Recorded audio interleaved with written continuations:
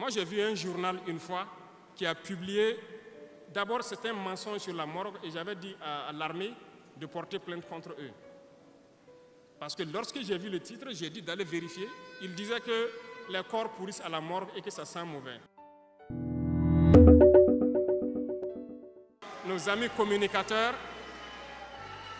je ne vous ai pas oublié. Alors, il faut que la communication, comme vous l'avez dit, il faut qu'on s'accompagne. Quand on parle de liberté de presse, il faut que vous compreniez qu'il y a une différence entre la liberté et le libertinage. Quelqu'un, le slammer le disait tout de suite. Nous suivons la presse. Nous avons vu des presses qui mentent. Et des presses qui mentent parce qu'on leur dit de mentir sûrement.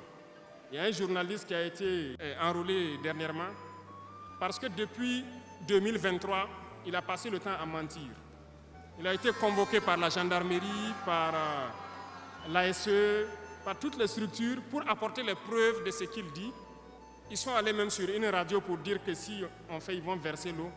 Mais dites ce qui se passe, versez. Il ne peut pas inventer des titres alléchants inutiles parce que vous avez des objectifs derrière. Nous allons nous opposer à ça. Ce n'est pas ça du journalisme. Il faut que vous arrêtez ça. Deuxième chose, quand vous communiquez, nous sommes un pays en guerre. Et on voit des gens qui font des titres, on se demande s'ils se sont posé la question, est-ce que le titre arrange le pays ou ça détruit son pays? Moi, j'ai vu un journal une fois qui a publié, d'abord c'était un mensonge sur la morgue et j'avais dit à l'armée de porter plainte contre eux. Parce que lorsque j'ai vu le titre, j'ai dit d'aller vérifier. Il disait que les corps pourrissent à la morgue et que ça sent mauvais. Ok, prenez ce titre-là. Vous, professionnels du média, vous devez demander des comptes à ce journaliste-là. Même si c'était vrai, à qui est-ce que vous rendez service? L'objectif, c'est de mettre mal à l'aise les parents qui ont eu les enfants tombés pour dire que les corps pourrissent. L'objectif, c'est de communiquer pour les terroristes. Non, c'est un acte très malhonnête. C'était faux et ce n'était pas bien. Voilà. Il faut que ça s'arrête. Il faut que ça s'arrête. Vous communiquez pourquoi? Même si vous aviez constaté ça, vous avez des voies d'accès. Êtes-vous allé voir le ministre de la Communication pour dire « Ah, nous avons constaté ça, mais pourquoi vous mettez ça dans vos journaux? En quoi vous contribuez ?» D'autres sont là, il faut qu'on communique sur la guerre, le bilan. Allez-y voir chez les terroristes. Lorsque le drone frappe et qu'un terroriste appelle pour rendre compte que le drone les a frappés, il le menace au poste de ne jamais parler de leur perte. Avez-vous déjà vu les terroristes sortir dire qu'on a perdu tant de combattants aujourd'hui? Mais pourquoi c'est vous qui voulez communiquer pour les terroristes? Ce n'est pas ça la liberté de presse. Tout ça, c'est malheureusement l'école occidentale. Vous avez appris leur manière de communiquer. Mais allez-y chez nos traditionalistes. On avait des journalistes avant le journalisme moderne. Les gens communiquaient.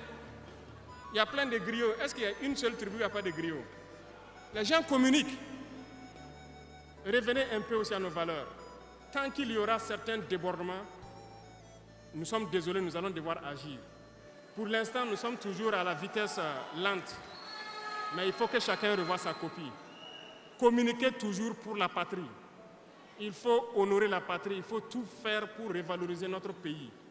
Vous parlez des investissements des impérialistes dans leurs médias, oui, mais ça vient jusque dans nos pays. Beaucoup de médias sont financés par ces impérialistes-là et qui travaillent pour l'impérialisme. Il faut d'abord commencer à travailler pour la patrie. Voilà.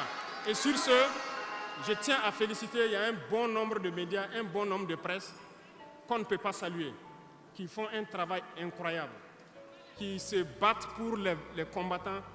J'arrive à lire beaucoup de médias. Et félicitations à ceux-là qui ont compris. Le gouvernement continue à sensibiliser. Beaucoup comprennent et sont en train de revenir à la patrie. Faites en sorte que tout ce que vous dites soit en faveur de la patrie. Nous ne sommes pas parfaits.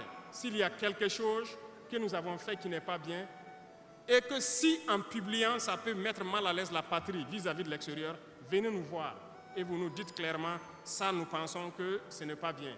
Mais au lieu de vous mettre à crier ça sur les toits, à vendre le problème de la famille à l'extérieur, ça ce n'est pas bien.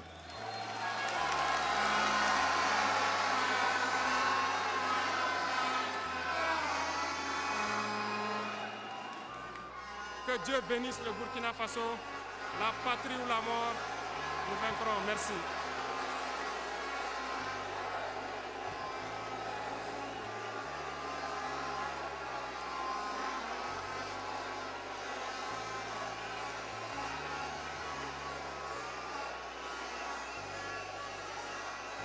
Mais je peux vous assurer, jeunesse, que lorsque nous nous retrouvons dans les couloirs, ces mêmes chefs d'État nous disent « Vous êtes sur la bonne voie, c'est ce qu'il faut faire pour que l'Afrique puisse s'en sortir. » Alors, nous leur posons des questions à savoir pourquoi vous ne faites pas comme nous, pourquoi vous ne nous accompagnez pas. Certains nous disent qu'ils ont les mains liées, certains nous disent qu'ils ne peuvent pas. Chers aînés, chefs d'État africains, du haut de cette tribune, donc, je souhaiterais dire que les peuples africains sont les peuples les plus pacifiques.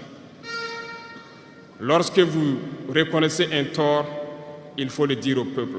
Que nous n'ayons pas peur demain de sortir et dire au peuple « Nous nous excusons, nous avions été compromis, nous avons des biens mal acquis, on nous a compromis par plusieurs choses et que nous demandons pardon et nous revenons sur la bonne voie. »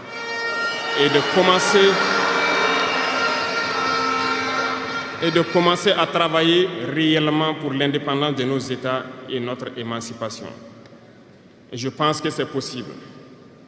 Si nous restons dans cette posture de peur, nous serons lâches. Et l'histoire nous jugera. Nos enfants poseront des questions, nos petits-enfants poseront des questions. Nous sommes en train d'écrire l'histoire, il n'y a pas de place pour la lâcheté. Si nos ancêtres avaient été lâches, nous ne serions pas là. Souvenez-vous, je vous prends un exemple des peuples Bamileke et Bassa, je veux parler des Camerounais. L'Union des populations du Cameroun, qui depuis les années 50 a commencé une lutte implacable contre les colons. Mais ils ont été massacrés. Les armées coloniales françaises en son temps ont déversé des bataillons d'infanterie, des chars, des hélicoptères, ont anéanti des villages entiers. Les tortures les plus inhumaines ont eu lieu en cette période. Vous pourrez faire des recherches sur ce qu'ils appelaient la balançoire ou le bac à ciment. Des centaines de milliers de populations ont été décimées ainsi en Afrique parce qu'ils ont osé demander aux colons de quitter leur terre. Ça a abouti à une guerre civile qui a duré plusieurs années. C'est pour dire que des gens ont osé, ont affronté à main nue les impérialistes pour que nous soyons là. Il n'y a pas de raison que nous ne puissions pas affronter les impérialistes pour que nos générations à venir puissent vivre. Il y a beaucoup d'exemples à travers l'Afrique d'hommes courageux qui ont refusé d'être lâches, qui ont combattu, qui ont fait face. Eh bien, soyons dignes de ces gens. Nous sommes leurs descendants et soyons dignes d'eux. Un lâche ne peut pas être digne. Ne soyons pas lâches, jeunesse africaine. Parce qu'un lâche est toujours un traître. Et ça va de pair. Ils essaieront de nous faire peur pour que nous soyons lâches. Et si nous sommes lâches, nous allons trahir. Il faut bannir la traîtrise de nos habitudes. Des Africains ont été traîtres pour que la traite négrière réussisse en Afrique. C'est parce que des Africains ont été traîtres que la colonisation a pu tenir en Afrique. Interrogeons l'histoire, nous le verrons. Patrice Lumumba a été trahi parce qu'il a osé tenir tête. Et ces mêmes télévisions belges sont venues au Congo pour quelques billets tendus à des individus au Congo pour une interview pour contenter leur population. Et vous avez pu suivre ça. Lumumba nous dérangeait. Il est mort, on est content. C'est de la traîtrise. Beaucoup d'autres héros sont tombés pour que nous soyons là aujourd'hui. Et c'est une technique de l'impérialisme, de faire peur aux autres en menant des actions pour réellement créer la terreur.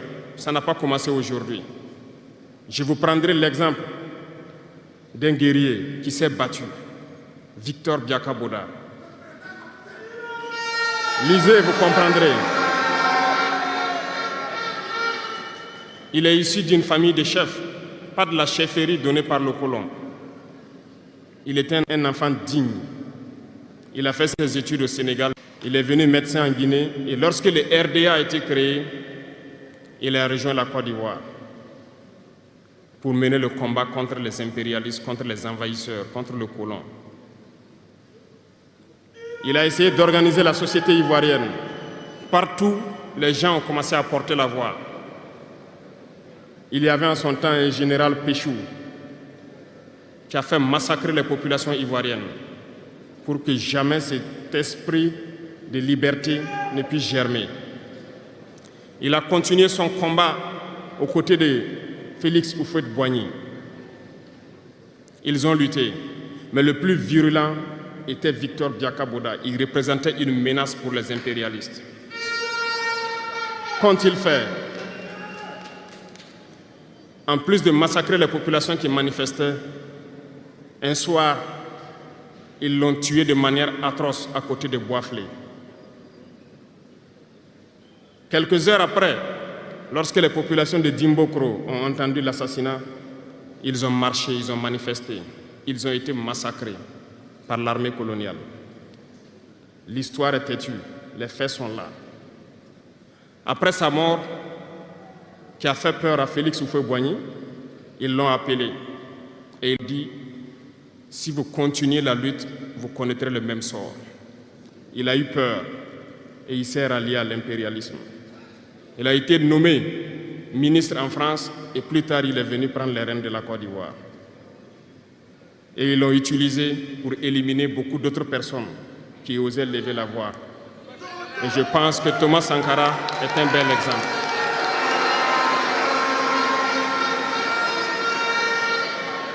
Si vous avez peur, vous serez lâche et vous serez traître.